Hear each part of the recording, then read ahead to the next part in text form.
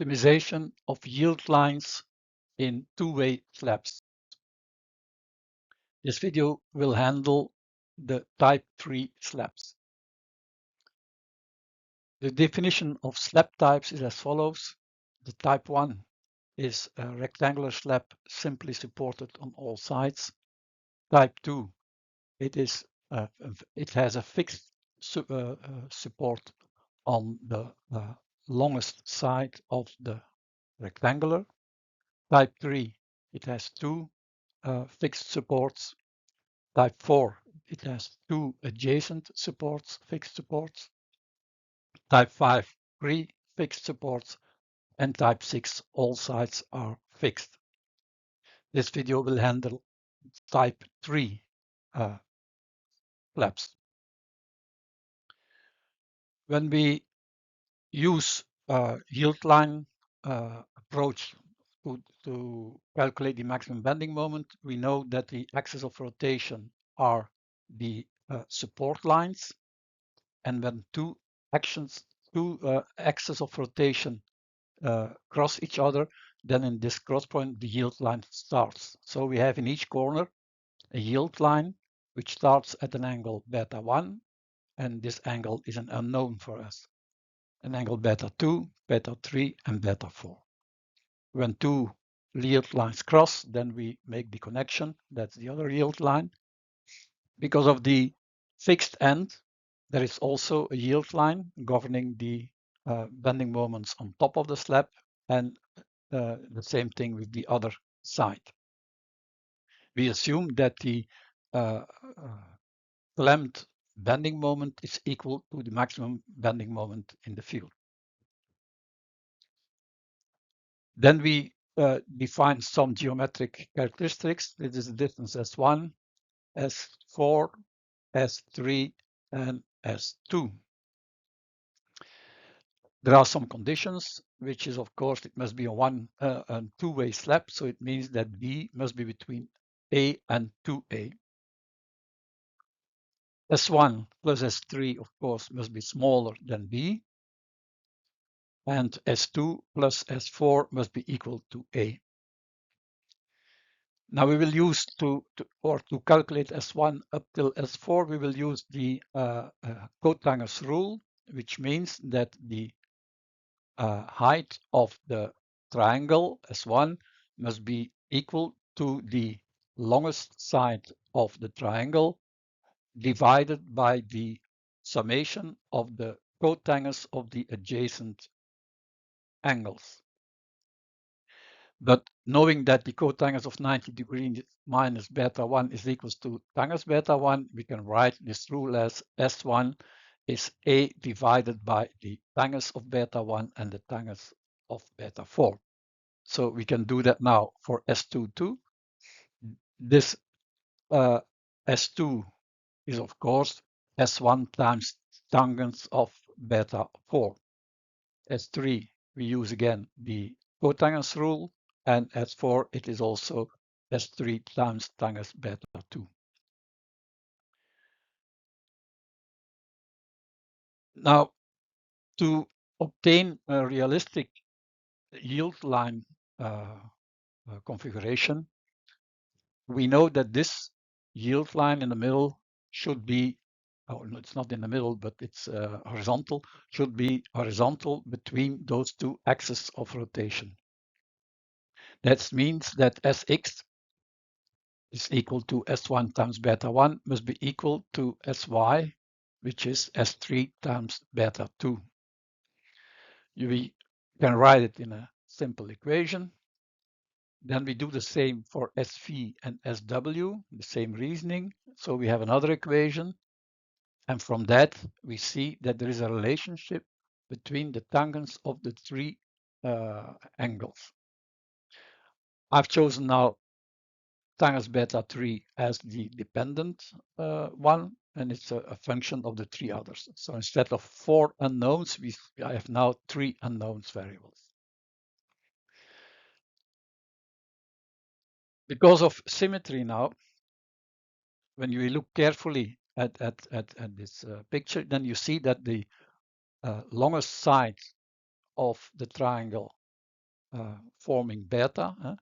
The longest side is the same as the longest side on corner of this beta or this, and the other side of forming the corner beta is also the same for all 4 angles.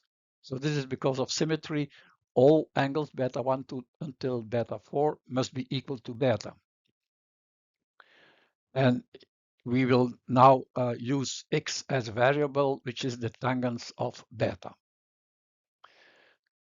S1 plus S3 must be smaller than B. If you can rewrite it, and then you find, because you can use tangents beta, then you will see that this means that x, the tangents beta, must be bigger than 1 over alpha, and alpha is B over A. So we've seen S1 with the cotangents formula. Then we fill in what we know because of symmetry, and you see S1 is A over 2x.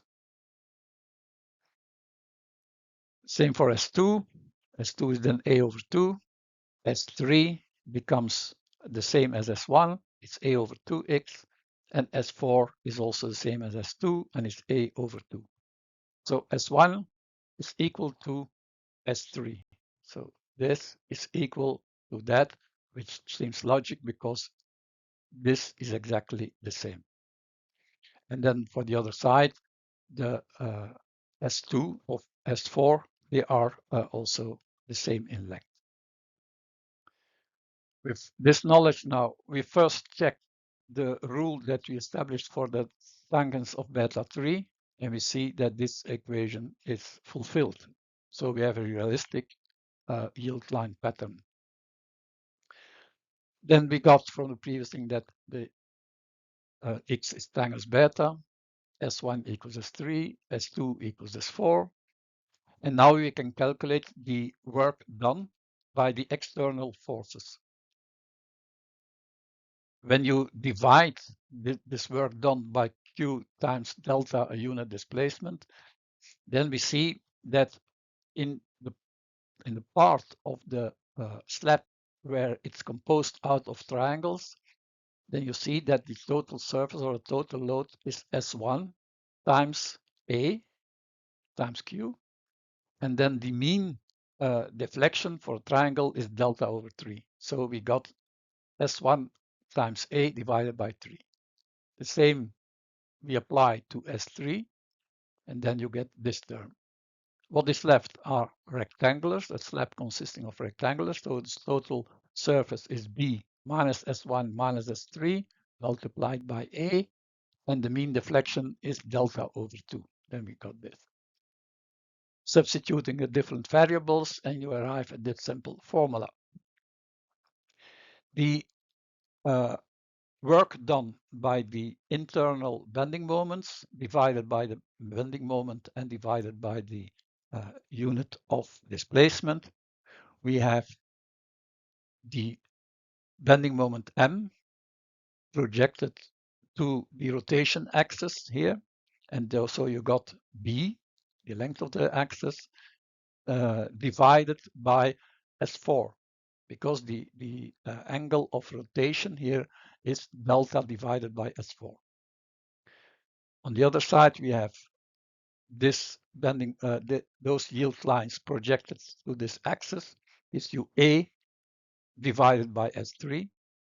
And for the bottom one, we've got again B divided by S2. And then on the left-hand side, we got this projected to the rotation axis, so A divided by S1.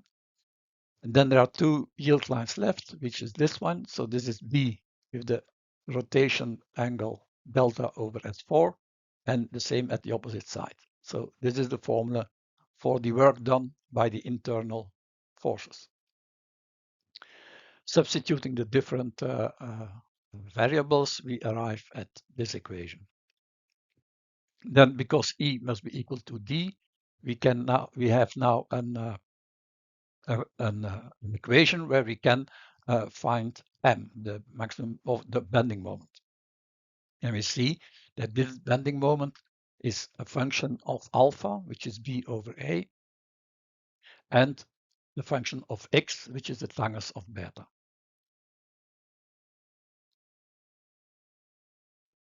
Let's look at it in a small example. When you have a rectangular slab fixed supported on the north and the south side, simply supported east and west, then for A equals 6 meter and B equals 12 meter, and a load of 10 kilonewton per square meter, we know that the bending moment, depending on alpha, which is B over A, and X, which is the angle of the yield line. Now, projecting this onto a simple graph with on the y-axis the bending moment and on the x-axis the tangents of the angle beta, then you see that for each alpha you reach somewhere an optimum, a maximum. So that's okay.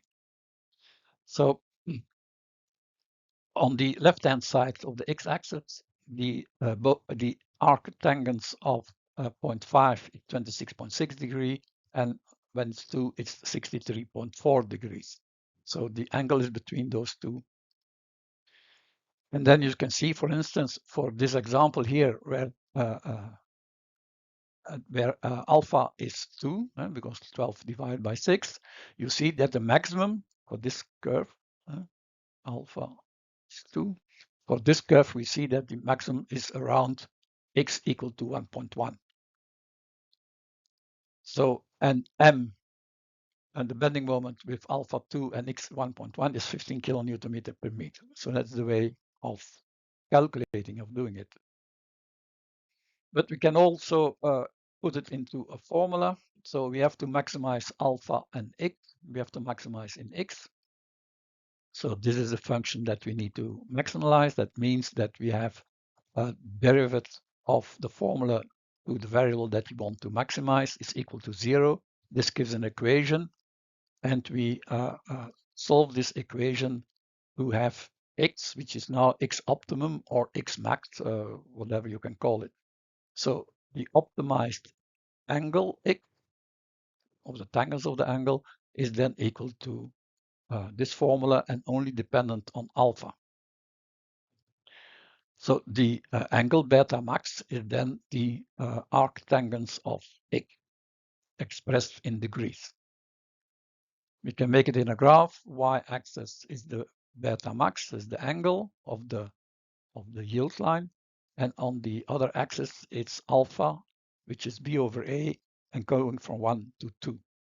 So you see that we end at 45 degrees and we start at something like 50.5 degrees. 50.5 and 45 degrees.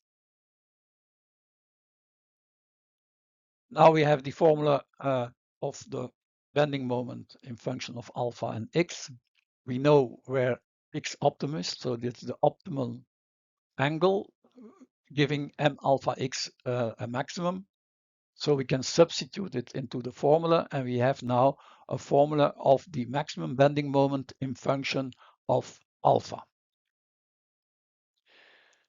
We can make a plot of it, for instance, for A equals 6 meters and the uniform distributed load is 10 kilonewton per square meter for different values of B or different values of alpha. And we see that this is the red curve. And to show you that this is not a straight line, but there is a difference between the straight line and this red line. The bending moment that we obtained with the yield line rule of 30, 45, 60 degrees is then given by the formula of the bending moment alpha in function of the tangents of 60 degrees, which is the square root of 3. And when we fill in this x1 equal to 1.732, we obtain this equation here.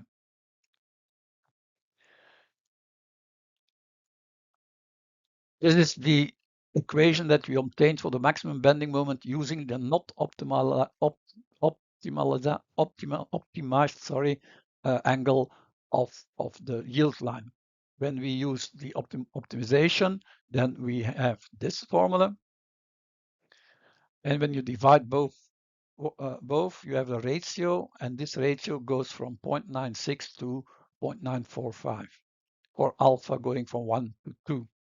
So this means that using the 30, 45, 60 rule, which is very fast to apply it or very easy to apply it, it's less than 6% for a type 3 slab. So 6% is already something to notice.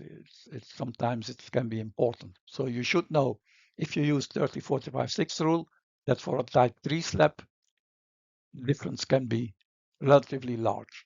And you see that this large difference occurs between alpha 1.5 and 2. So when you have a slab with a alpha between 1.5 and 2, you should use optimization of the yield lines. Now let's look at the two extremes. A square slab fixed supported in north and south, loaded with 10 kilonewton per square meter and a side of 5 meters, then we know alpha is 1. We calculate the maximum bending moment with the 30, 45, 60 rule, which is 6.7 kilonewton meter per meter. We calculate it with the optimization of the bending moment and max, and it's 7.05. So the ratio is then 0.96. And the angle where this is happening is with an angle of 50.5 degrees.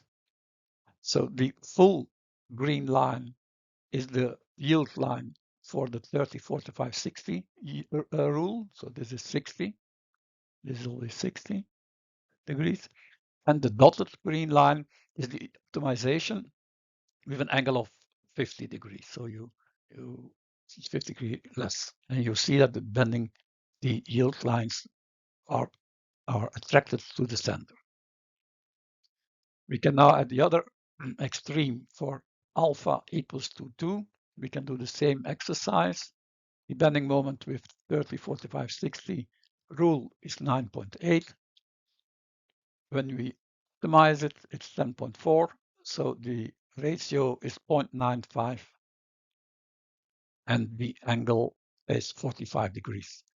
So here again, the full green line is with the 30, 45, 60 rule, and the dotted line is optimization.